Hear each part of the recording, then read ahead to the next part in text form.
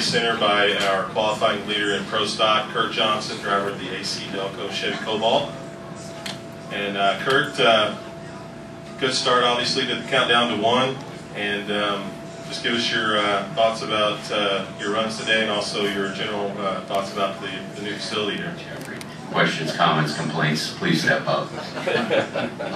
ACDelco Cobalt had a great run, and you got to thank the Smith family for letting us come out here and test last week. And we made some runs here. We went to Atlanta on Thursday, made some more runs, and you just made a huge difference because, you know, it's all about going straight and collecting data and making the right decisions. And, you know, my team has been making some good decisions lately, and that's what it's all about, especially when it comes down to these last 6 races. So, we've been paying attention. You know, we don't always do that, but lately it's been good. This, you know, definitely one more day to go qualifying, but how much of a mental edge does this give you, just being the leader after the first day here in the playoffs? Oh, like I said before, you know, there's a bunch of fire-breathing dragons out there, and it's so close. You know, Jaggy's 4,000's behind me in the left lane, and you know, Dad's right there, and you're splitting hairs out there. That's the biggest thing. It's all timing. You got to be in the right place at the right time. You got to make the right decision. You got to have the right tires on the car, and it's all about the whole package. You know, you've heard it before, several people, and that's what it's all about. From your perspective, what's your strategy going into the countdown with 6 races? I mean, I think there's a certain number of races you have to win.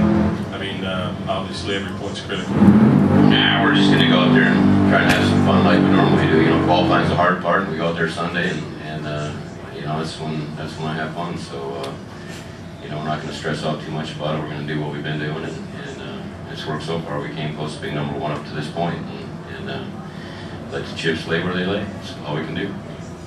We'll open it up to questions from the media. I think David Poole's got one. When you come to a new track, anything you test here, and there's this unknown quantity, is getting out there, making 2 solid runs, getting some positive results even more important? I mean, you and your dad, first and third.